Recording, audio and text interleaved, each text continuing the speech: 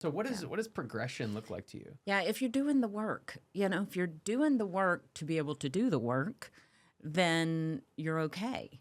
But if your headshots are old, or if you're not updating your resume, it's very, very simple things to give me the tools to be able to work with. So, if you're not confirming your auditions, if I'm having to track you down to tell you that you have an audition, what is going on? Welcome to Get Scene Unscripted. I'm your host, Jesse Malinowski. We are going to dive into acting insights, meet industry pros, and master the business. Don't forget to subscribe and share. We're keeping you behind the scenes and ahead of the game. Hey everyone, this is Get Scene Unscripted, and I'm your host, Jesse Malinowski. Get ready for an awesome episode. It's going to be fantastic for a few different reasons, but reason number one is we're bringing another recurring guest back to the podcast. It's a talent agent who is in episode 10, and now we are here at episode 108. Everyone, give it up in the chats or the reviews or whatever for talent agent, owner, and extraordinaire Carol Saginaw. Thank you. Thank you for having me. I'm excited about these numbers. 108. Yes, that's impressive. Thank you so much. I appreciate it. Did you ever imagine you'd be recurring on a show? No, not me. Well, I am. Yes. My debut. Yes. Well, I'm so glad that you're here, and it's I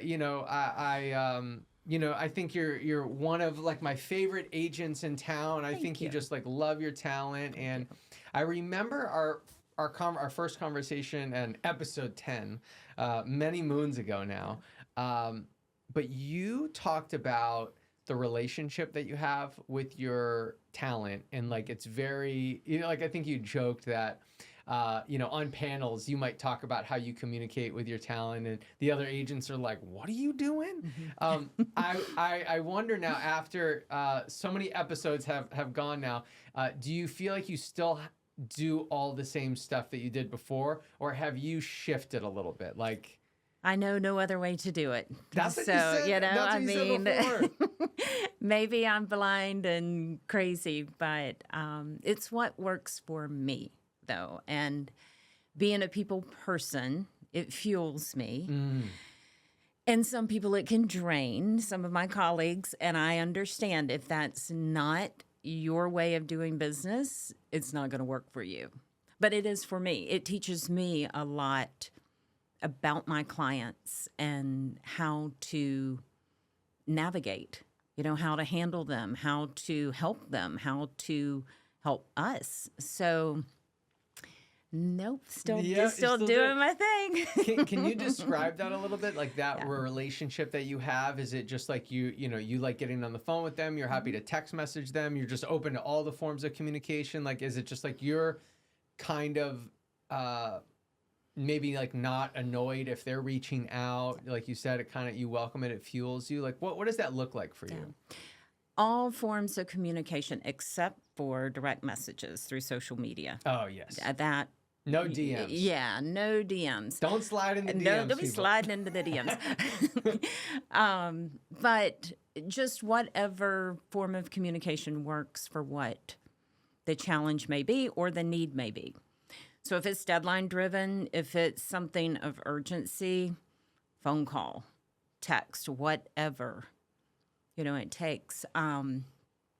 If it's something that we're sharing, and maybe we have a phone call about it, and then I'm like, okay, let's put this in an email format so that we can then back it up, attach these documents, whoever it is that we're sharing it with, that sort of thing. But it just works for me though. But now I will say not all actors want that or appreciate it either. There have been some who have signed on, and then they may be like, "Wow, you want to talk?" I'm like, "I told you that, but I didn't hold anything back." And I have to understand those boundaries. But also, does it work? Does it work for our business relationship? Because if I'm wanting something, I have weekly meetings that I put out a sign up, and people are welcome to jump in, sign up for an appointment. And when someone doesn't, and I see them kind of not progressing, I'm like, well, why are we not connecting here? Why are we not talking? And so I will reach out and say, hey, you need to sign up for a meeting. We need to talk. And sometimes people get like really freaked out about that. What do we need to talk about? Right. Well, we're partners in this. We just need to have some conversation and evaluate what is going on.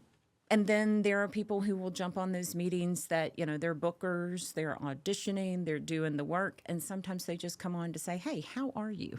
And I'm like, well, aren't you just at all? Yeah, that's nice. I'm doing okay. Thanks for asking. But it just works for me. It's not going to work. So you'll do these meetings every week, or you'll put like a handful of them on the month, or what? How? Every week, I designate time for meetings with my clients. Yeah, and they have the option to go in and sign up for one. It's not required, but like I said, if you're not progressing and I'm not feeling that you're not in a place that you should be skipping meetings, let's have a talk. Let's just sit and chat. And they're not very long. They're just check-ins. How you doing? What are we doing well? What do we need to work on?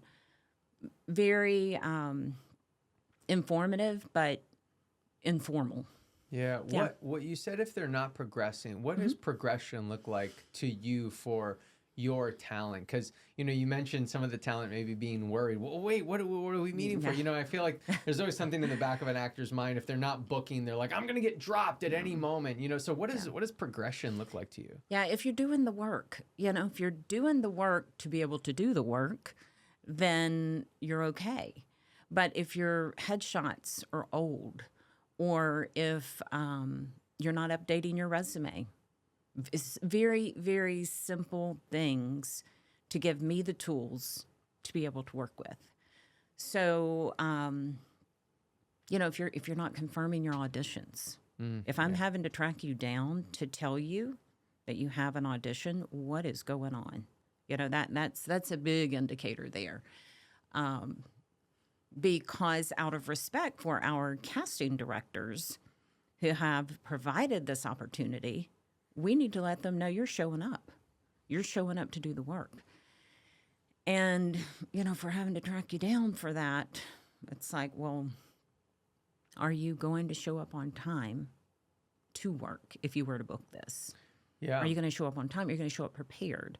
So what is going on? And sometimes life situations get in the way, and I understand that. But again, that's conversation, not to get into your personal business, but whatever's going on with you, how is that affecting our business? And if you need to take a break, it's okay. Book out. Very, very simple. Just take a break. You don't have to get into details. Just communication to just help the workflow, because it's not just about me as the agent. It's not just about the actor. We have our casting directors, and then there's a whole long list of people after that, that it all, that one step can affect. So, but the level of progression, if you're not keeping your tools sharp for me to be able to do my job, we need to talk about it, and that goes to your headshots, your resume, your media, your skills. I don't want to pitch someone to say that they have amazing soccer skills, and then they go, well, I haven't been on, I haven't kicked the ball in over a year. Okay, we need to talk about these things, And so that's what a lot of those meetings are, is reviewing material. Tell me about your soccer skills. How are you doing? Are you playing? Are you working out? Are you, just little things to be able to get an idea how much of this are you really into. Training with your acting skills is always a huge one that is pretty much required. You know, Sure. if you're not working out on your craft, then you're not serious about the craft.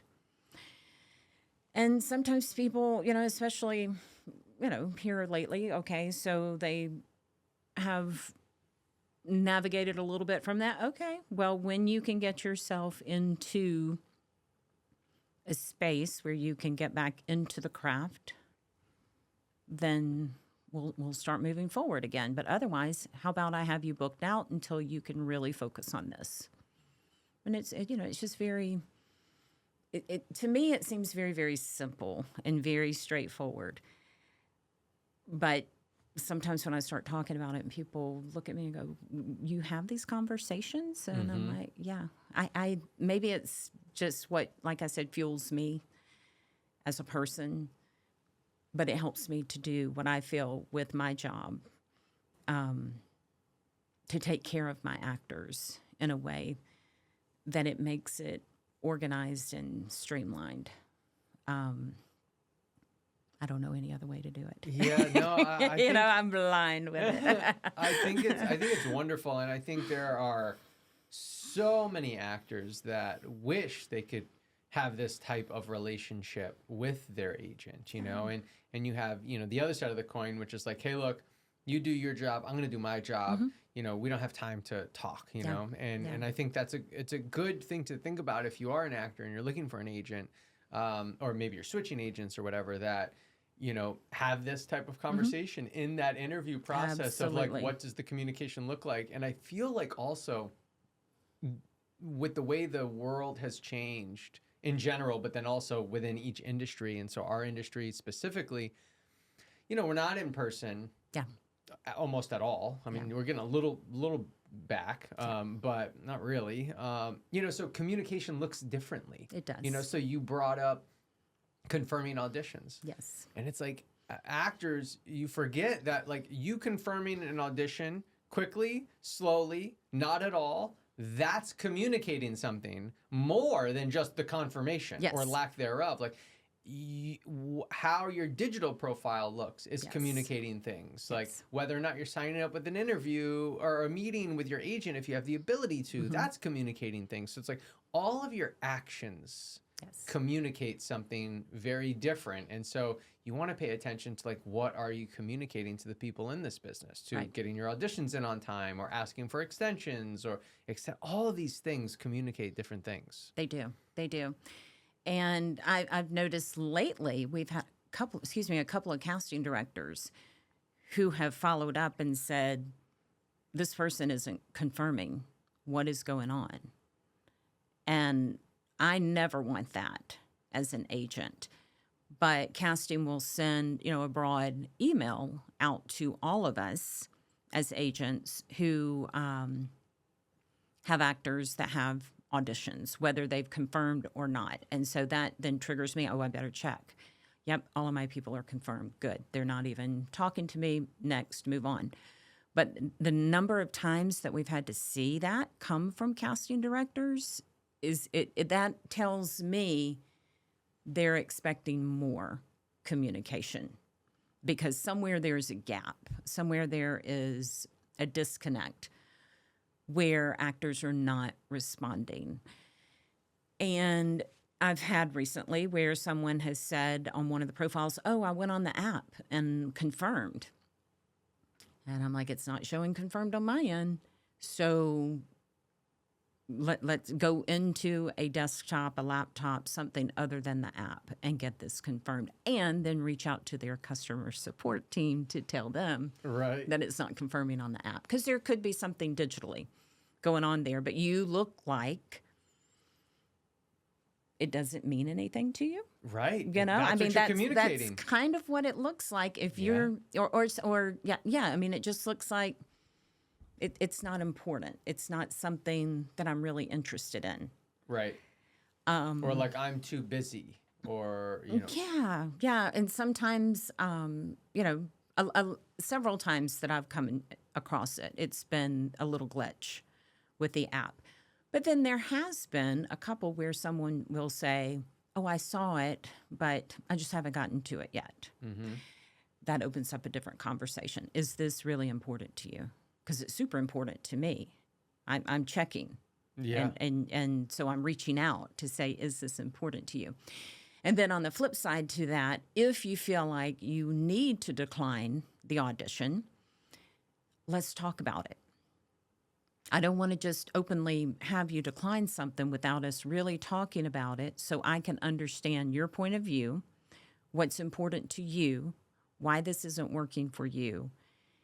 And then we move forward with either that decline or maybe you didn't have all of the information. Maybe you misread some of the information. We had one just yesterday that it appeared that it was shooting in a different state and it's actually shooting here. And so I had a few actors who were like, can't work there. And I said, but it's shooting here. So we're not going to decline this, right? They're like, no, we're moving forward. So again, it's that what I like to have is that open dialogue. Now, if it's something that goes against morals, values, your principles, your religious, political beliefs, all of that, that's a non-negotiable. And I'm like, absolutely, just no further explanation needed. Go in, decline it. And I like to update preferences too. So I have notes on my talent of, if someone, if they're a vegetarian, let's not submit them for something that calls for eating meat, just little simple things like that. Just to have those preferences and to know them first as a human, because we're all humans, and then this is just the career that we all get to do and enjoy. So it just helps me to stay organized, navigate, just progress in my own little way too. While actors are progressing, agents are as well. Yeah. All of us. Casting directors are. Every day in this industry, it brings something new to each of us. And so that's just how I keep myself organized and moving forward. Or if I have a question, if I'm like, oh, wait a minute, at one point you had, an aversion to something. Are we still there? Is that still something that you want to avoid or not? And people are like, oh, gosh, no, that's been so gone, so let's take that off. So it's just, those meetings are just good conversation and updates and checking in on one another and seeing how we're doing, what we can do to improve, what we can do differently. Yeah. Because things are changing and not everything works the same every time. So I think it benefits all parties. But like you said, not everybody wants that. Some people are like, just you do you and I'll do me. We're not a right fit. Mm-hmm. That's somebody's take on how they want to run their acting business. I'm probably not your go-to for that. Yeah. We mentioned like progression for actors, and then you talked about, everyone in the business moving forward in some way. And we talked about one area that definitely has not changed, right? And your communication and how close you are with your talent. But what areas do you think you have changed? And how have you kind of got there? Or what are maybe what's an area that you're proud of yourself for getting to a different place? Maybe not giving as much grace as I once did. And that's a difficult...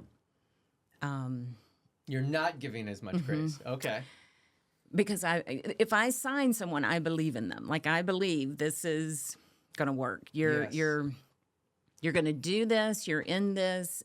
And if someone starts to lose that spark on their end as an actor and they start slacking off with those tools, with their headshots, with their training, with their excitement, and you see the work not getting done, then I have to make those decisions too. Yeah, tell me about Carol laying down the hammer. Well, my husband would give you a different version than what I do in my professional life. but I don't want to break someone's spirit with it. You know, there's no, I don't think there's any room for that. But also, there's not a place for someone to take up space when they're no longer doing the work. And so with that, you know, it can be a challenging conversation, but a conversation that has to be had to be able to take care of both parties in this partnership as an agent and actor relationship. Just finding out what's going on, number one, because sometimes people may not want to talk. And I'm like, you don't have to tell me the details, but if you're not training, then what are we doing? You know, what are we doing here? Because that's such a huge part of an actor's experience of growing as an actor. So I've learned to identify it earlier and not extend as much. Grace may not be the right word, but not to extend that time to let it go on as long as I once did, because I want to believe and I want to know that people are going to do what they're going to say they're going to do. And when they do not come back with these new headshots, actions speak louder than words. You know, I have to go, okay, I think that either you need some time off or we need to sever our relationship. How often is it a severed relationship and the actor like, oh, damn, I got to get my shit in order, you know? Because I feel like it happens more that way. Like when you kind of put down the hammer a little bit, it's like, oh, wow, it's being noticed. I'm not doing my job. I have to do it. Yeah, and sometimes actors, we all need somebody to tell you that, to really put that fire under you, or to tell you that and for you to go, you know what, this isn't what I need to do right now. But it's hard. I see the challenge from the actor's perspective. And like I said, I don't want to break the spirit, because if they really want it, they're going to do it. But I can't want it more than what the actor wants it. And so, I mean, technically, you should only be wanting it 10%. Well, you know, like you think about that. Yeah, Like, that's the right. actor, That's you right, should be like wanting it so much more. You know, not in a place of desperation, but in a way of work ethic. Yeah, true. I mean, it is. It is. And it shows when the agent wants it more. And so that's where I've learned to identify that quickly and address it even quicker than what I did probably in my earlier days of this, that I just wanted to believe. They're going to do this. And then some will surprise and they're like, yep, I've checked off this, and this, and we're great. I'm like, okay, okay. Well, that's good. So, that's good. So you should be proud of yourself. Absolutely. So, it just varies from one experience to the other, and you've got to give. Both parties have to give and have to want it. So yeah. We help a lot of actors get agents and navigate the business side, and sometimes switch agents. And one of the things that comes up so often, I hear from different talent is, I wrote to Carol, and she responded, and I'm like, great. And then they're like, but she said, well, you already have an agent. And so you're actually, I feel like, one of the only agents that really puts your foot down about this. That like, if an actor has an agent, if it doesn't matter if they're not happy, whatever, like you're like, we're not, I'm not the third wheel. I'm not going to be the person that you cheat on with, essentially. Right. You're like, you got to leave that relationship. Why do you do that, one? And then how do you stay so strong, even if maybe you see somebody that you're like, God, I really would love to have this person, but I'm just not going to cross that boundary. Because I think it's really respectful. And, not that there's anything wrong with doing it or not doing it, but I just think, you have a standard that you've created, and I always see that you stay true to it. Yeah. This industry is about relationships. And so having that strong relationship with your agent through good times and bad is important. And so if you're coming to me for representation, but you already have an agent, what is going on in that relationship with your existing agent that you want to drag me into? That's where I look at it. Like, I don't want to get involved with that.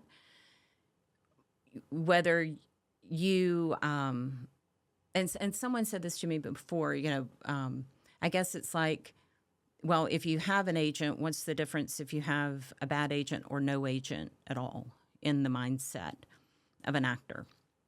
And I said, well, yeah, I mean, I can see that they feel like my relationship's terrible with my agent, so I'm going to go search for another one. And my thought is, along that, then why would you even want to keep an agent? Like, why would you want to hold on to that relationship if you are already out the door? So my response is always, you go figure out what that problem is.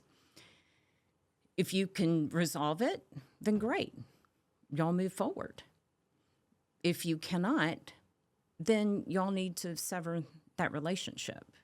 I mean, to me, it's very cut and dry that you have this relationship. You once were very, very excited about this relationship.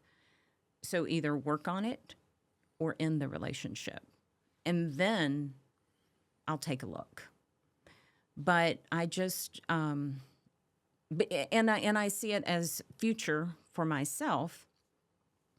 If you were to take this actor from this existing relationship, and then they get into your relationship, what does that look like for you in the future? If perhaps things don't end up well, or for whatever reason, you're putting in the work to take care of this actor, and then they just up and leave for whatever reason. It just, again, those actions speak louder than words. I just see it happening. It's a habitual action over and over again, that maybe someone is just agent hopping, or cannot have conflict resolution skills. Maybe something they need to work on, for whatever reason that it could be. But that part, I don't have space in my brain to process, of where, if you're leaving your agent, you've already made that decision, you're submitting to my agency. I don't have process time to try to figure out what's going on over there. If you're unhappy, you need to exit that relationship, and exit it professionally too. Because as agents, we talk. And if someone is not professional in whether it's while you're repping them, or how they left, or whatever may happen, we want to protect our friends in this industry and protect our level of professionalism in our region, and so we look out for one another. But it's just out of respect too for my colleagues. Yeah. I just I love that, and I think it's so respectable, and I think for the actor, when you're kind of bringing up their point of view, I'm like, I think they're keeping the agent because they're like, well, what happens? I don't want to miss out on the possible opportunity, and then you don't know how long you'll be without the agent. Yeah. You said that somebody had asked, what's the difference between like a bad agent and no agent? Mm-hmm. And I actually would say you're going to learn so much more even with a bad agent. you know, is like you're going to learn what you like, don't like, what good opportunities look like to not good opportunities, to like what a level of volume looks like to not a level of volume when it comes to auditions. So I think actors that are like trying to get a really good agent, you know, one, it's all about relationship with the agent. It's not the agent, I don't think. It's so much more to do with the relationship you have with them. So you have to go out there and learn and grow. But I think that's great. And honestly, Carol, you have challenged me when I am helping actors, you know, to be like, well, this is what some agents are thinking, right? They're thinking, well, you're already kind of dating this person over here, and I'm not interested in getting in a relationship with you if you're already dating that person, right? So that's something to think about and consider. And so normally, when I'm coaching an actor about leaving an agent, I'm like, it all just comes down to data. I'm like, are you getting the auditions, right? And have you done everything first that you can do, you know, building relationships, have all your tools, all your weapons, do all that stuff first. And if you're still not doing it, then maybe it's time to leave. And you have challenged me to be like, well, you're getting one audition a month.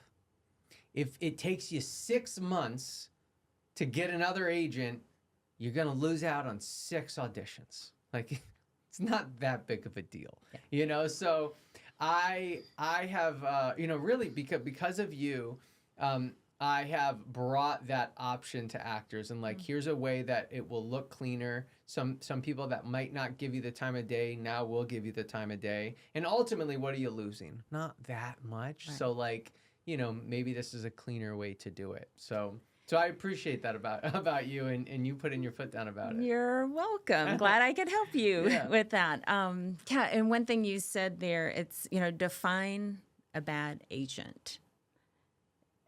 It's just maybe not your right fit for that particular actor. But then you have all of these other actors who are extremely happy and they're great. And so again, it's that relationship. What is not working in that relationship? And then again, taking that step forward, looking inside, what are you doing as the actor to benefit the relationship? And then if you do decide that you're going to leave, much like what you just said, what is it that you're losing within that time frame? Because you will get representation. It may feel very empty and scary, I'm sure, to say, I don't want to be left unrepresented. But if you already have your foot out the door and you're gone, are you really, really taking good care of yourself and nurturing those relationships? But you will seek representation somewhere. And I always say, I'm not going to be the cause of your separation with this agent. I don't want to get into the conversation of that. It's just what I see Carol currently. is never the affair. I am not going to be the cause of your problem. But if you find yourself unrepresented, and I like what I see, what you said a minute ago, of, you see someone and you're like, oh my gosh, this would be awesome. This would be perfect. I come across it all the time. I'm like, yeah, but not today. And a no is just a not today. Right. Kind of thing. Across the board in this industry. It's just it's a pause. Maybe not today. But I do my research.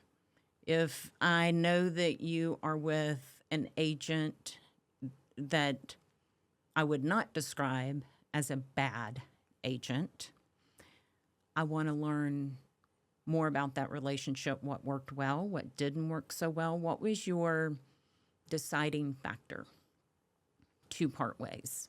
Right. Because again, that communication, that information, I learned from that. And I learned about the actor. If they're like, I don't want to talk to anybody, they were, too. I'm like, well, why are we even talking? I'm not your go-to for that. Or if it was lack of communication. I really wanted to talk to my agent. They didn't respond. They weren't doing this. And I'm like, okay, then that sets the tone for me. we may work well together. However, do you understand boundaries too? What did you need to talk about? What was it that you felt you were neglected about? So, yeah, it's just all of the different components of communication, needs, nurturing the relationship, what works for one may not work for another one, what was going well may have turned into something else. It's so many different personalities, different people. We're all humans first, and then we have our careers. Yeah, that we have to do well. It must be such an Rubik's cube, because like everything you just said is like, yeah, there's all these different things when it comes to communication, and then and then you have 70, 80, 100 talent or whatever, and so then that applies to every single one.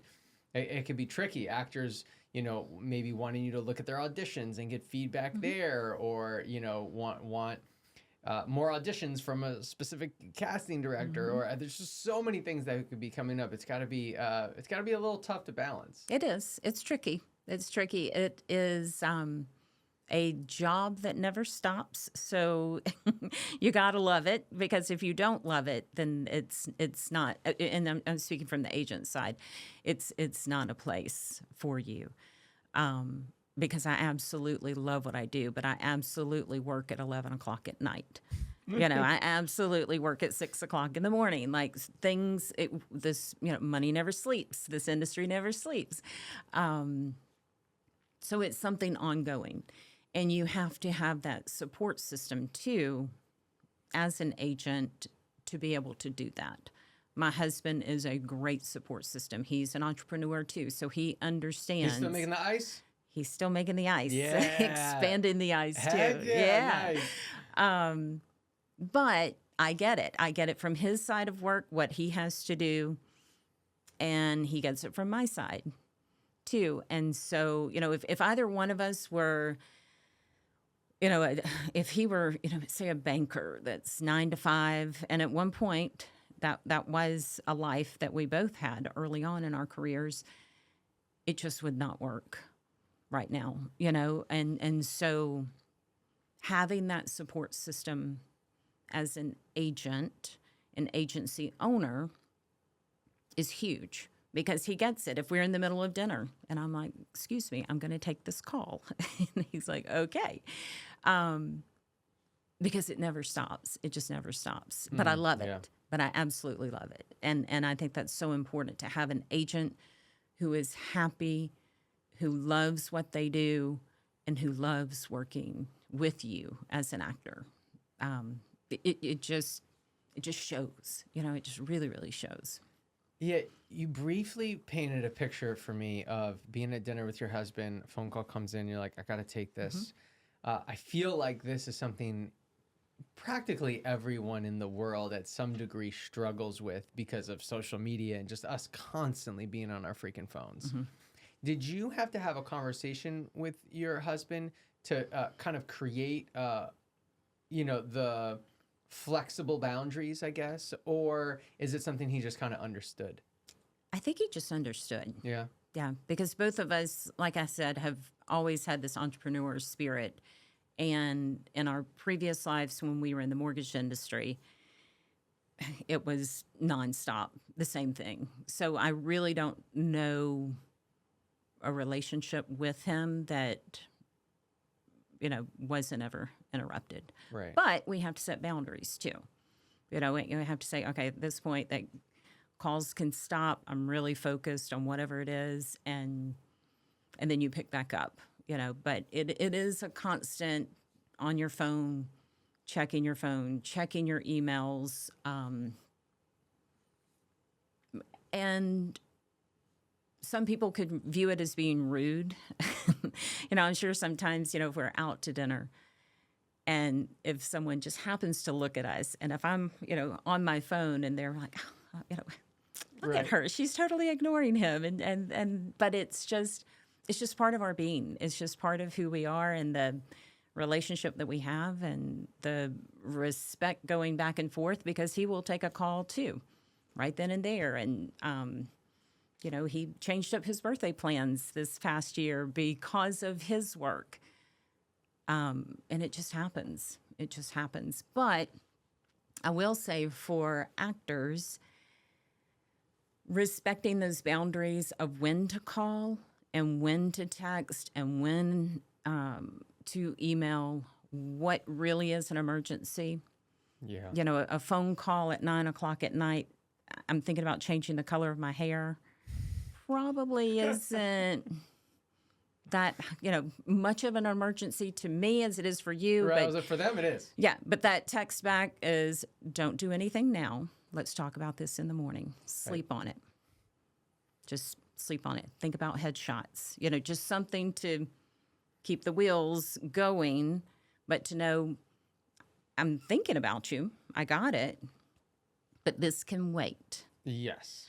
Oh, yeah. But if it's I'm headed to set and I have no idea where I am, the doors are locked, the directions are not correct, this or that, then, yeah, you're going to get that conversation at 11 o'clock at night. Right. Yeah.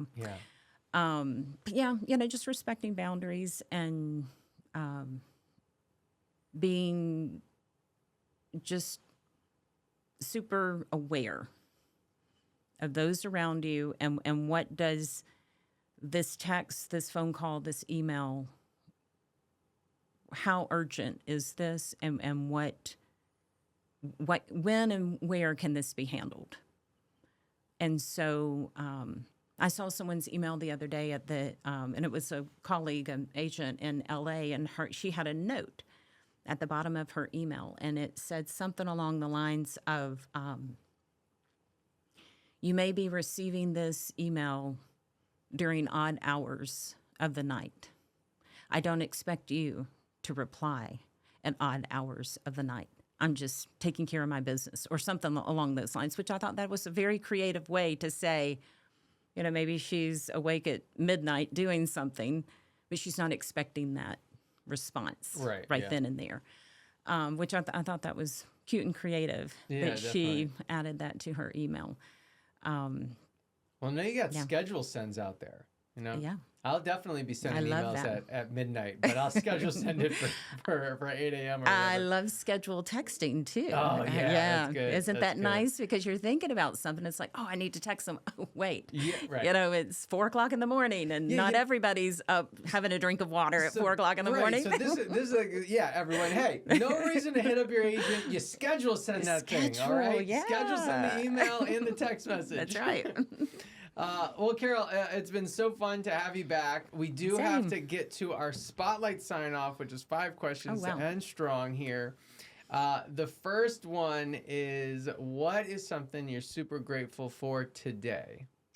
Wow, coming back for show 108. I mean, gosh, and I wasn't expecting this spotlight conversation, but yeah, I'm excited to be back here for 108. Proud of you. You've had about 100 people come through. I know. Since I was last here. Yes, it's and crazy. You're holding strong. I love it. I love it. Yeah. My mom will watch the podcast here and there, and my mom will be like, "I don't understand how you know all these people. How do you get all these people on your show?" Yeah. You've done well. Networking. You have, and you've had some great people come on your show, so I'm honored to be here. Thank you so much. You're very welcome. I'm glad to have you back. All right, question number 2. All right. What television show, movie changed the trajectory of your life? Okay. I can only go back to what we talked about before was, you didn't ask this time for a book. I know, I didn't. You didn't. I did. So I'm like, show or a movie? I don't know. And last time I asked you, also event was in there. So I took it out on purpose. Oh, yeah. My event, which was my children in this industry. Yeah. But that's just it. I would not be in this industry if it were not for my daughters. I know. Honestly, like the bottom line. Have you convinced them to come back yet? No. No? And I'm okay with that. Yeah. And that's okay. But yeah, I just would not be here without what their interest was at the time. And then something that they enjoyed became something that I enjoyed, but then took it another level further. And now it's my livelihood. Like, this is something that I absolutely love what I do. And it's like another child, honestly. But I got a whole roster of children. Like a lot of them. A lot of them. But I'm not your mother. Somebody posted that yesterday, and I reposted it. It was like, your agent is not your mother. I'm like, that's right. I'm not your mother. Now, sometimes it's hard not to feel that way. Right. The motherly instincts just kind of come out. They do. Right? They do. But yeah, I mean, I'll have to come up with a show or a film, but nothing that's really changed the trajectory. I just really like certain shows. Well, then give us something to watch. Well, what are you watching right now? The Bear. Oh, okay. I jumped on that a little bit, but that's a hard one to watch. Sometimes it's gotten a lot better to me. It's less stressful. Yeah, on me. Candace feels the same way. She's like, oh my God, I get so much anxiety. Season 1, I was like, I can't make it through this. Like, this may not make it with me. But my husband, he was in the restaurant industry for many, many years, and he could totally relate. And enjoyed it. And I thought, oh my gosh. And I worked in the industry for just a little bit when I was in college. But yeah, The Bear. What else? Will Trent. Will Trent, I'm a fan. Good job watching. I love Will Trent. Yeah, I like Will Trent too. I love seeing all of our actors on the show, but I love Will Trent as the character. Yes.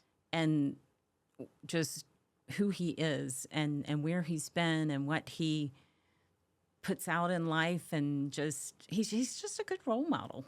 So far, unless they change up everything, right? That could be a twist if they change them up. Season 4. Yeah, but yeah, awesome. Will Trent. But yeah, I try to watch our shows that we have here in this region, but it's so hard because there's not a lot of time.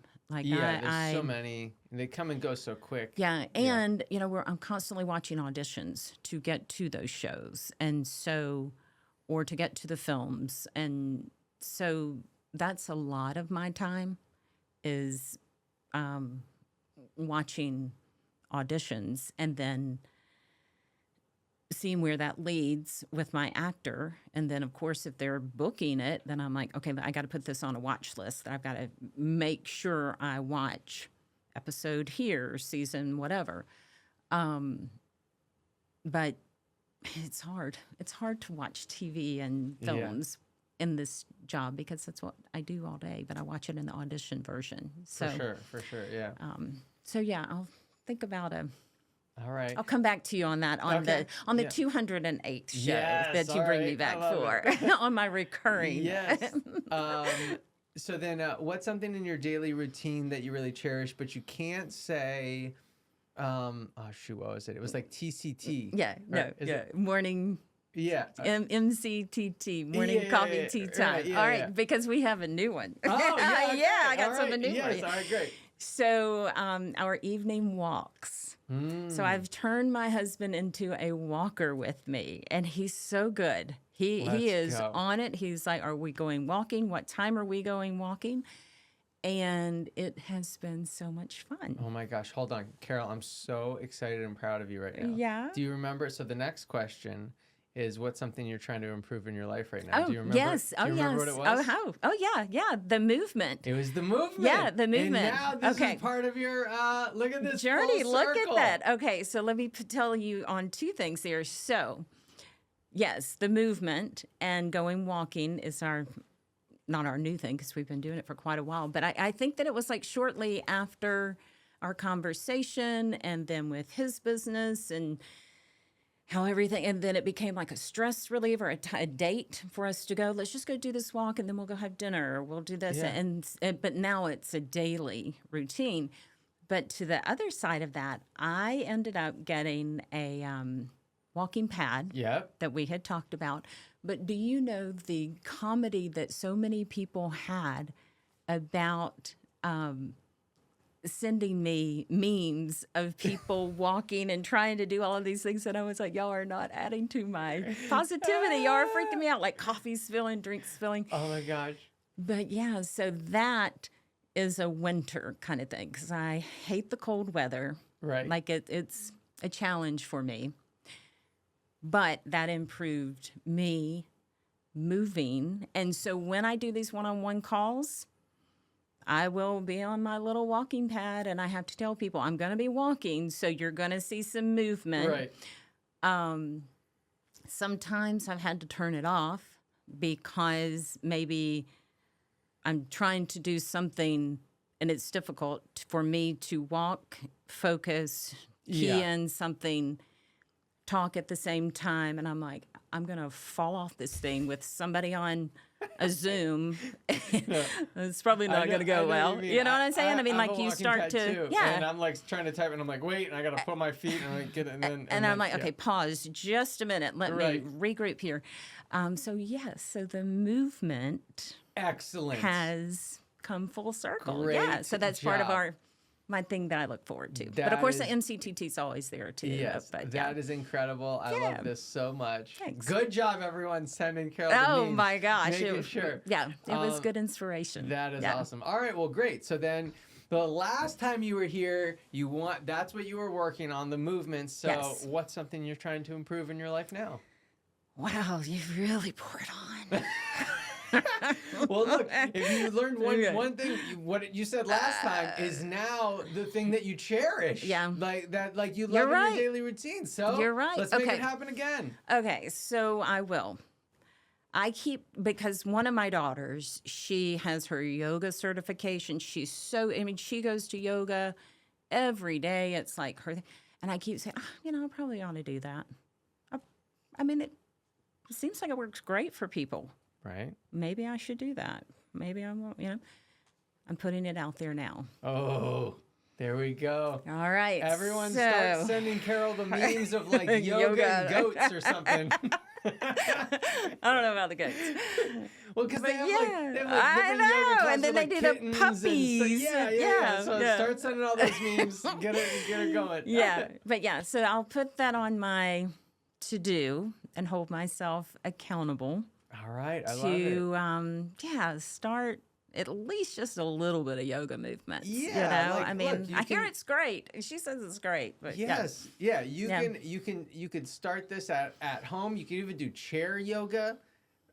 You could just set a goal of 2-3 times a month, and then you up it to 4 or 5 times a month, and then we're doing it on the daily.